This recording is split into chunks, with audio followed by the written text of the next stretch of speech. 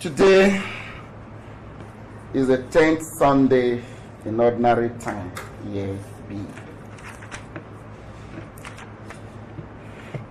And the gospel reading of today, and of course all the readings of today are really loaded.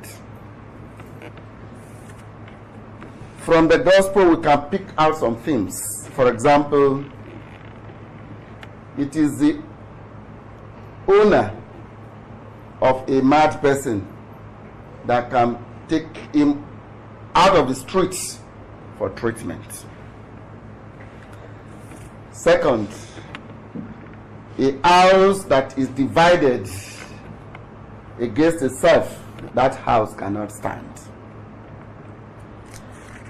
And the first reading, that there was a kind of life, a happy life, that God wanted us to live in this world. But sin came in.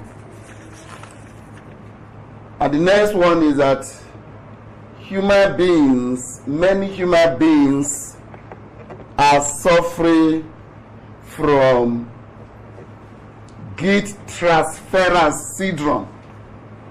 You are always blaming somebody for your own faults. And of course, the second reading of today, talking about the courage to proclaim the truth. And the theme, St. Paul is telling the Corinthians, we believe and therefore we speak. I want to open the gospel with a video that has been flying around everywhere. And this video clip is a lecture that was delivered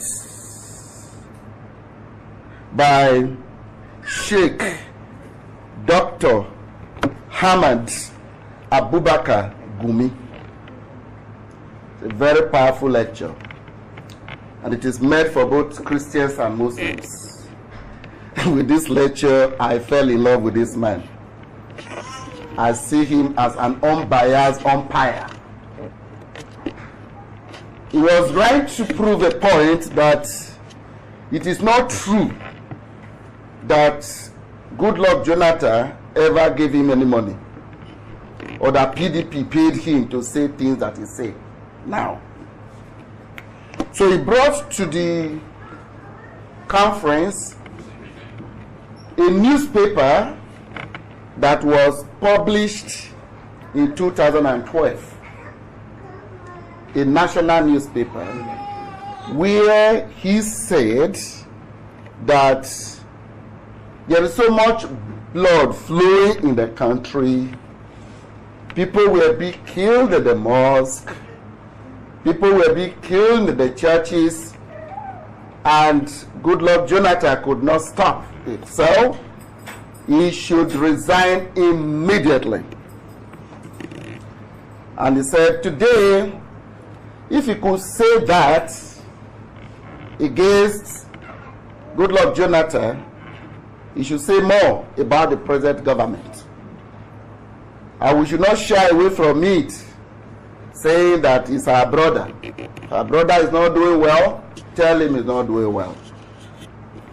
That today, it is not only Boko Haram, and that the herdsmen are killing people, and while that is happening, the government don't care. They pay deaf ears to what is happening, and the very day people are killed, they throw party. They are celebrating. And so, if he does not tell President Muhammadu Buhari to resign, then he should take the next available flight to locate wherever Goodluck Jonathan is and go there and apologize to him. But the only alternative, if he wouldn't want to go and apologize to Jonathan, that he is requesting, moving a motion that Buhari should resign immediately. It doesn't matter whether he's a Muslim or whether he's a Northerner, but the truth has to be said. So that clip, which is viral, which is everywhere, is saying that Buhari should resign. Why I said I love Sheikh Dr. Ahmad Abubakar Gumi for this statement, you know, a lot of us think that all this killing has an Islamic undertone. But that being a sheikh, I think people can, from this point of view, say that the killings is the agenda of whoever is killing. And that there are also many Muslims who are, you know, campaigning and protesting against this government. And of course, we very well know what the Shiites are doing, and the Shiites are doing presently. So that is Gumi for us. Now, I'll come back to the gospel, but I want to quickly look at the first reading of today. How sin entered the world. The Lord created human beings very innocent. And of course, you know that nobody is born a criminal. Somebody is a criminal, it depends on the mistakes that were made when the person was growing up, especially in the area of parenting. So God created us to know Him, to love Him. And the mistakes, when they are made, we feel a sense of emptiness and nakedness. When we sin, whatever sin we make that is a disgrace, that brings shame to you, to the family, and to the society, is a kind of nakedness. When God asked Adam why are you running away? Why are you hiding your face? He said, I heard your voice and I was naked. So this nakedness is not just removing clothes. It is a sense of shame. A sense of shame. And how did Adam intended to cover this shame? He put the guilt on someone else. He said, well, it is the woman you gave me. Give me the apple and I ate. And God asked the woman, Eve, why did you do that? He put the blame again on the serpent. It is the snake that gave it to me and I ate. So Adam and Eve is a kind of what will happen to Nigeria from 2015 to 2019, where all the killings and atrocities, the failure of government will be blamed on another. Lack of responsibility. Do you know why God did not ask the snake any question?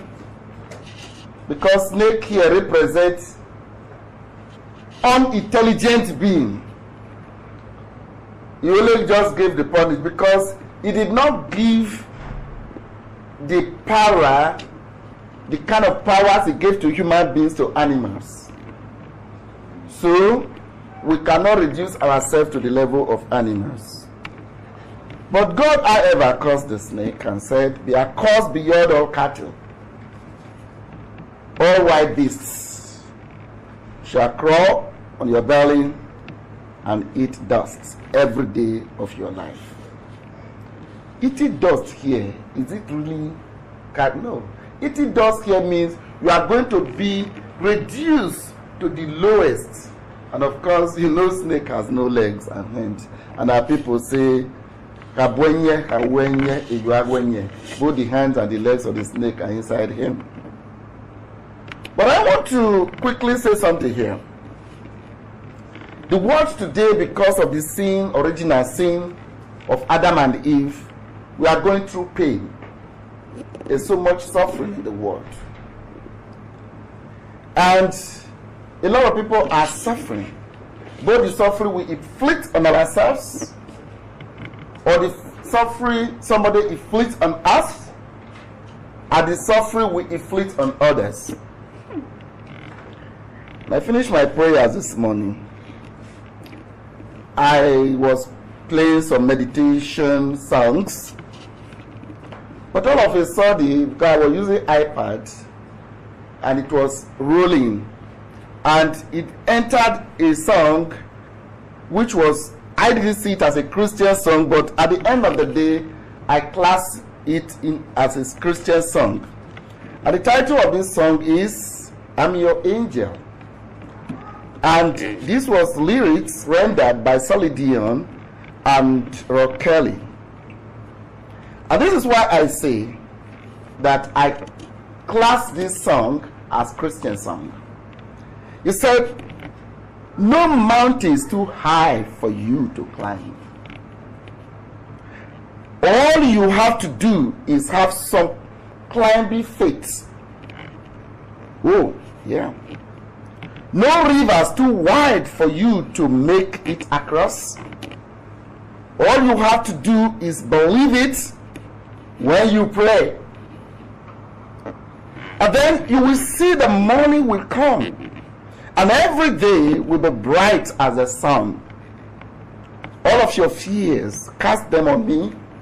I just want you to see. I'll be your cloud up in the sky. I'll be your shoulder when you cry. I will hear your voices when you call me. I am your angel. And when all hope is gone, I'm here. No matter how far you are, I am near. It makes no difference who you are. I'm your angel. I saw your teardrops and I heard you cry. All you need is time. Seek me and you shall find. You have everything. Are you still lonely? It does have to be this way. Let me show you a better way. And then you will see the morning will come and all of your days will be bright as the sun. So all of your tears, all of your fears, just cast them on me. How can I make you see? I'll be your cloud up in the sky. I'll be your shoulder when you cry. I'll hear your voices when you call me. I am your angel. And when all hope is gone, I'm here. No matter how far you are, I'm near. It makes no difference who you are. I am your angel. And when it's time to face the storm, I'll be right by your side. Grace will keep us safe and warm, and I know we will survive. And when it seems as if your end is drawing near, don't you dare give up the fight. Just put your trust beyond the skies. And of course the chorus goes on and on again. And it concludes by saying, I'll be your cloud up in the sky. I'll be your shoulder when you cry. I will hear your voice when you call me. I am your angel. When you see this, you could see that this is only God who can really do this. It's only God who can really be the kind of angel that Celine Dion and Rock Kelly are talking about. How many human beings can really fulfill this mission that, the clouds, you will be my cloud. Like the French would say, au milieu de la nuit, fais mon soleil. That is in the middle of the night, be my sunshine. When things are dark, when there seems to be no way, could you make the way for me? Because of the sin of Adam and Eve, the pain that the world is experiencing today. So, I want to go back again to the gospel. How this also play out. Jesus went home with his disciples. And such a crowd collected that they could not even have a meal. So now, look at the way the crowd that Jesus is gathering, they are not from the same family. That is, it doesn't matter who you are. Jesus Christ gathered the crowd to suit them, to give them the truth, to proclaim the word of God to them. And of course, it was while he was ministering to the people that the Jews came to say he has demon in him. And here Jesus said, how can Satan be against Satan? A kingdom divided against itself cannot stand. How do we relate to this? Let us bring this home to family and community.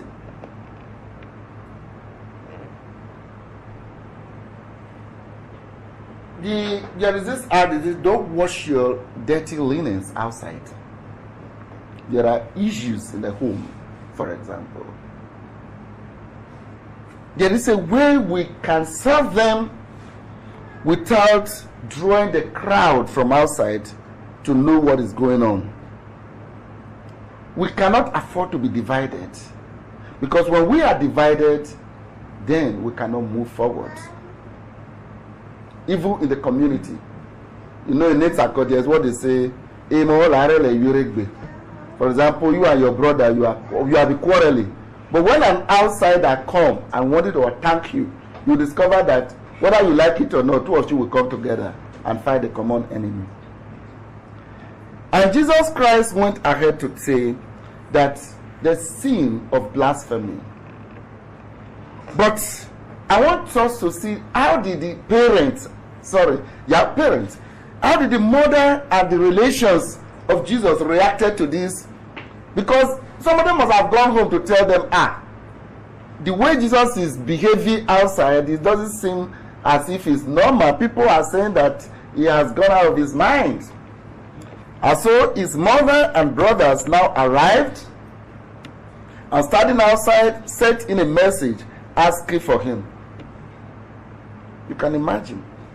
So they wanted to call him to order.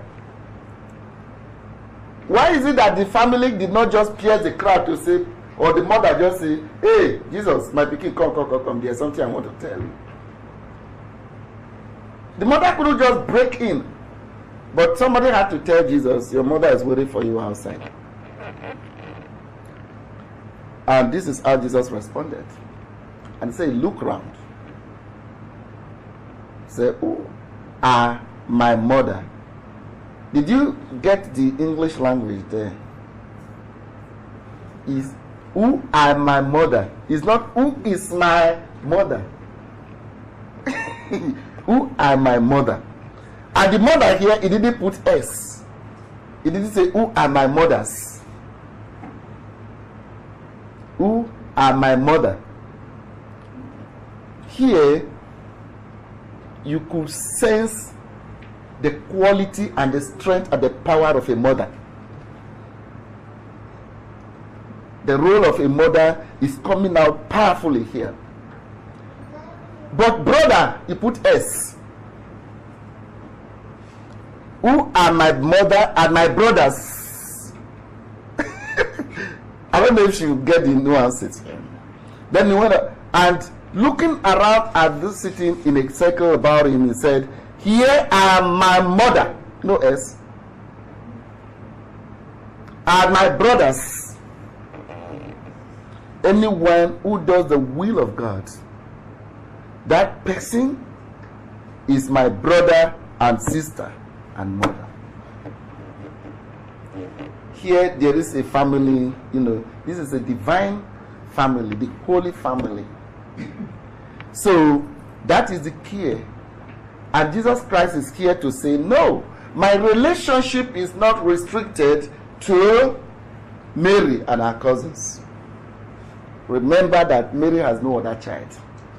They use the word brother and sister here in an African sense, because there is no word in Etako or Igbo or Hausa or Yoruba that translates uncle, auntie, nephew, niece. No. It's Iyopame, my brother, Aburu. One name, my brother, my sister. So, this is what Jesus is saying here, is that all of us are brothers. All of us are brothers. All of us are one. All of us are related. We are one in the Lord. We are one in the Lord. And this also gives strength to the a kind of expansion of Jesus' prayer in John chapter 17, that they may all be one. It is the unity of purpose that our religion is calling us to today. And very often we give undue credence to the devil. Instead of seeing our own weaknesses, the things we cannot do, we say it is the devil. We cannot equate the devil with God. And of course, we are more powerful than the devil.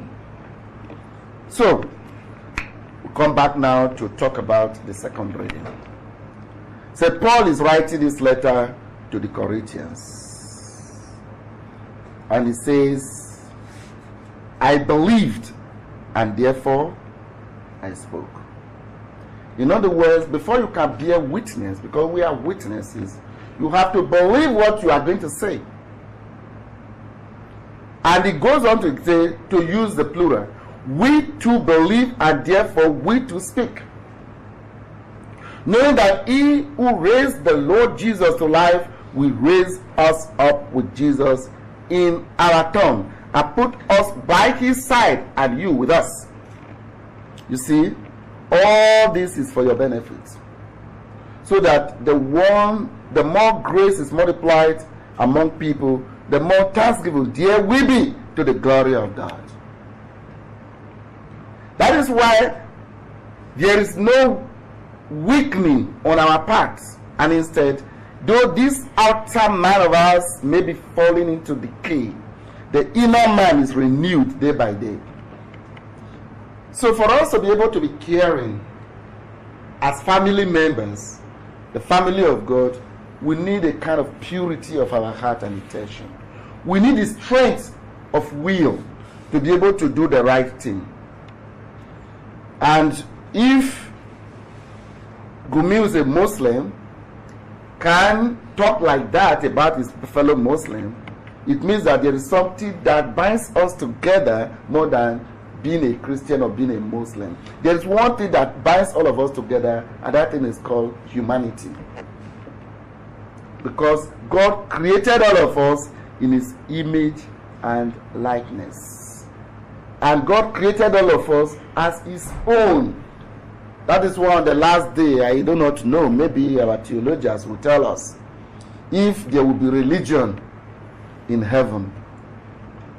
Because if there will be religion in heaven, then we'll begin to ask ourselves, which religion does God belong to? Christ did not come for Christians alone. No.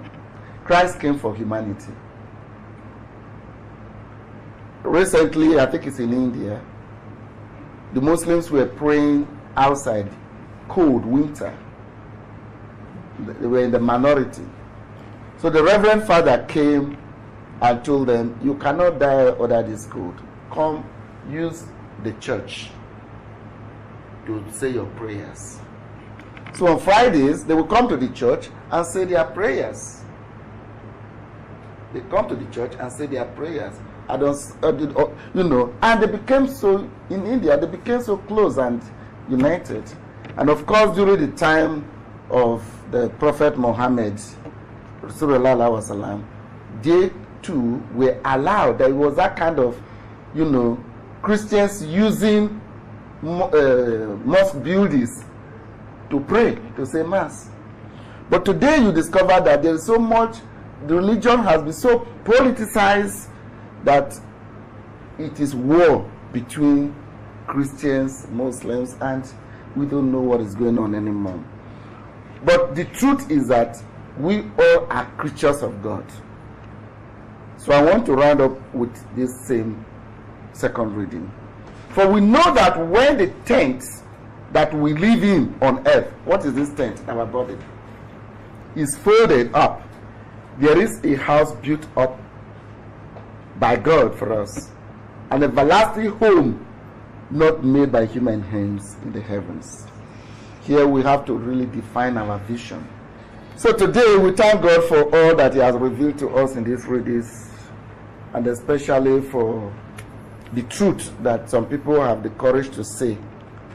And I pray that, according to the responsorial psalm today, said, with the Lord there is mercy and fullness of redemption. May God forgive us all our sins. And He says that out of the depth I cry to you, O Lord, Lord, hear my voice. Oh, let your ears be attentive to the voice of my pleading. So when we call unto the Lord, may He hear us. And at the end of our journey on earth, may we find a space in God's heart in heaven through Christ our Lord. Amen.